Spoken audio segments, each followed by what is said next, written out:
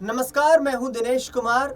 आज चर्चा करेंगे उत्तर प्रदेश के सबसे प्रभावशाली राजनीतिक परिवार यानी कि मुलायम सिंह यादव के परिवार के बारे में।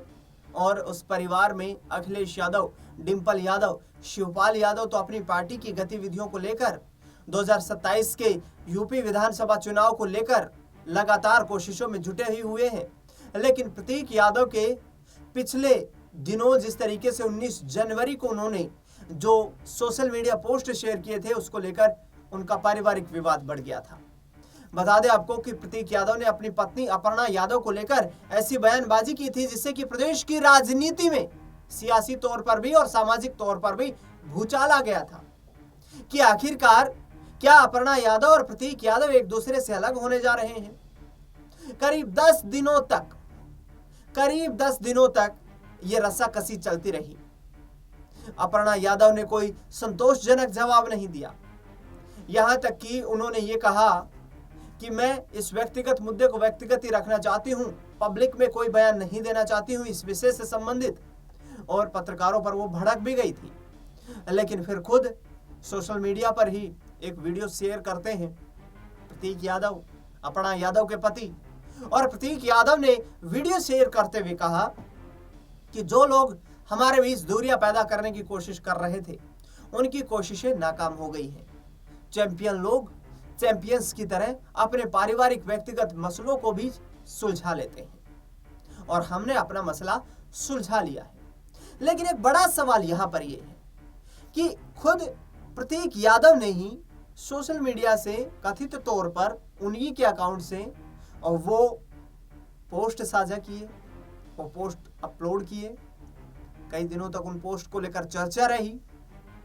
परिवार से दूर कर दिया गया है, मैं तलाक लेने की कोशिश कर रहा हूं, इस तरीके की बातें उस पोस्ट में लिखी गई थी।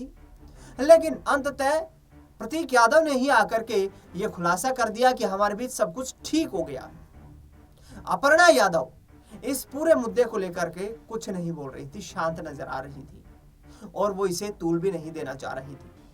उत्तर प्रदेश की प्रदेश महिला आयोग की अध्यक्ष ने यह बयान दिया था कि अपर्णा यादव वर्तमान में यूपी महिला आयोग की उपाध्यक्ष हैं और इस पारिवारिक मसले को वो आसानी से सुलझा सकती हैं। उनमें इतना जो सोच समझ और परिपक्वता है कि वो अपने फैसले खुद ले सकती हैं। वही होता हुआ नजर आया। चंद दिनों के बाद प्रतीक यादव इसका ऐलान करते हुए नजर आए कि हम दोनों के बीच जो भी विवाद की खबरें चल रही थी वो खत्म हो गई है, हम एक साथ हैं।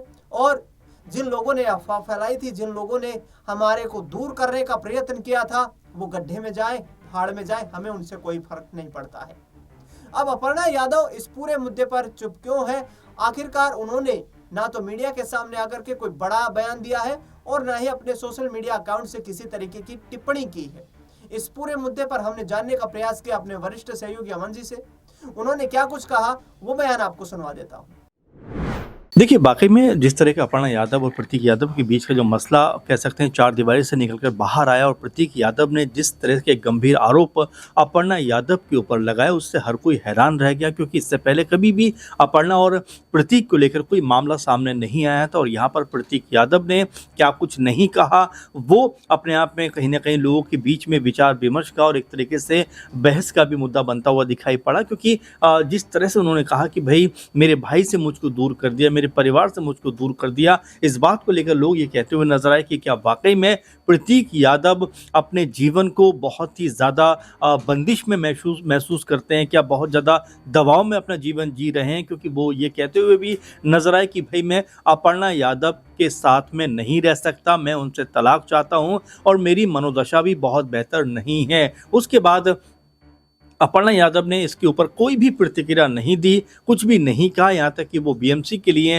महाराष्ट्र में, मुंबई में प्रचार प्रसार करती हुई नजर आई बीजेपी के लिए। लेकिन अपने निजी जीवन में जो उथल पुथल चल रही थी उसके ऊपर उन्होंने कोई कमेंट नहीं किया। लेकिन अब जिस तरह से प्रतीक यादव ने एक वीडियो शेयर करके ये कहा कि भाई हमारे बीच में जो भयानक विवाद था, उन्होंने इस शब्द का प्रयोग किया कि भाई ज़बरदस्त भयानक विवाद था, उस बात को लेकर जिस तरह का उन्होंने अपना विचार साझा किया कि भाई अब हमारे बीच में सब कुछ ठीक हो चुका है, कोई दिक्कत परेशानी नहीं है। और यहाँ तक कि जो दोनों पोस्ट किए थे वो भी मैंने अपने सोशल मीडिया अकाउंट से डिलीट कर दिए थे, क्योंकि इन्हीं पोस्ट को लेकर अपर्णा के भाई ने ये बात कही थी कि हो सकता है प्रतीक यादव का जो अकाउंट है सोशल मीडिया पर उसको हैक कर लिया गया हो और फिर ये फोटो, ये जो कह सकते हैं कि जो पोस्ट हैं ये शेयर की गई हो। लेकिन अब प्रतीक यादव ने स्पष्ट कर दिया है कि भाई जो पोस्ट हुई थी उन्होंने ही की थी। तो ऐसे में अब ये स्पष्ट हो गया कि भाई पोस्ट उन्होंने की। और यहाँ पर जिस तरह की बात वो कहते हुए नजर आए कि कई लोग चाहते थे कि हमारे बीच में विवाद बना रहे, लेकिन अब उन लोगों की जो मंशा है वो अधूरी रह गई, क्योंकि हमारे बीच में सब कुछ ठीक हो गया है। और अपने आप को चैंपियन बताते हुए कहा कि वो चैंपियन होते हैं जो इस तरह की समस्याओं और विवादों को हल कर लेते हैं। लेकिन महत्वपूर्ण बात यह है कि जब आपस में बातचीत करके इस समस्या को या इस विवाद को सुलझाया जा सकता था, तो आखिर प्रतीक यादव ने सोशल मीडिया के जरिए आकर इस तरह की बातों को क्यों कहा, ये अपने आप में अभी भी बड़ा सवाल बना हुआ है। और साथ में अपर्णा यादव की जो खामोशी है वो तमाम तरह के सवाल पैदा करती है, क्योंकि अपर्णा यादव को हमने देखा है केजीएमयू मुद्दा हो या मुंबई में जाकर प्रचार प्रसार करना हो या फिर रोहिणी घाबरी जैसा अहम मामला हो, जिसके ऊपर उनकी प्रतिक्रियाएं लगातार सामने आती रहीं। और साथ में वो महिला आयोग की उपाध्यक्ष भी हैं, तो इस नाते भी हर एक ऐसे अहम मुद्दे पर बोलती हैं जो महिलाओं से के साथ संबंधित होता है या महिलाओं की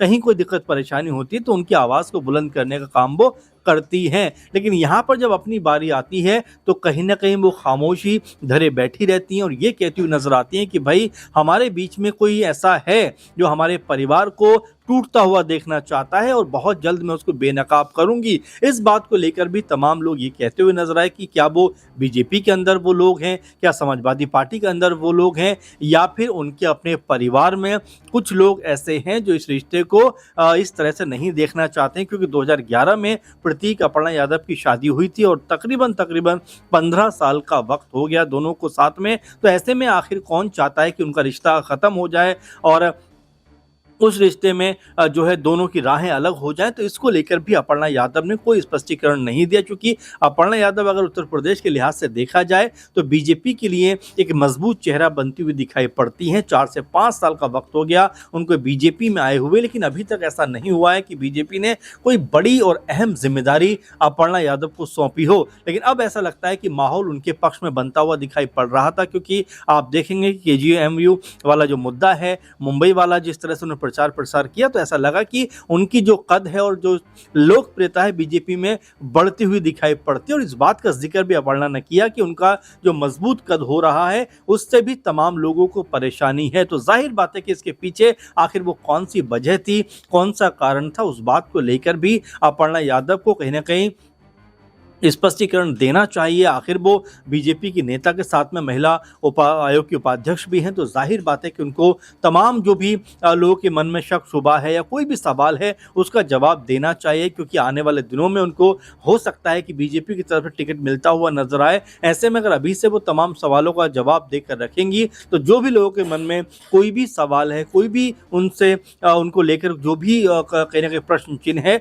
उसका खात्मा होता हुआ दिखाई पड़े। लेकिन अभी तक भी अपर्णा यादव ने अपनी चुप्पी को नहीं तोड़ा है। तो आखिर अपर्णा यादव इस मामले के ऊपर आने वाले दिनों में क्या बोलेंगी, क्या इस मुद्दे के ऊपर अपनी बात को रखेंगी, क्योंकि राजनीति से जुड़ी हुई हैं, हो सकता है पत्रकार उनसे किसी प्रेस कॉन्फ्रेंस में या कभी इंटरव्यू हो तो इस तरह के सवाल को रखता हुआ दिखाई पड़े। तो ऐसे में अपर्णा यादव इस पूरे मसले के ऊपर क्या कुछ कहती हुई नजर आएंगी वो भी देखने वाली बात होगी। लेकिन साथ में जो एक वर्ग ये भी कहता हुआ दिखाई पड़ता है कि भाई प्रतीक के साथ में अगर अपर्णा यादव प्रतीक में सब कुछ ठीक ठाक हो चुका है तो आखिर दोनों ने साथ में मिलकर वीडियो क्यों नहीं बनाई, दोनों ने साथ में आकर इस पर स्पष्टीकरण क्यों नहीं दिया। अपने आप में ये सवाल भी लगातार उठते हुए दिखाई पड़ रहे हैं। अब देखना यही होगा कि क्या अपर्णा यादव इसके ऊपर कोई स्पष्टीकरण देंगी, क्योंकि लगातार सवाल अपर्णा यादव के ऊपर अभी भी बने हुए हैं।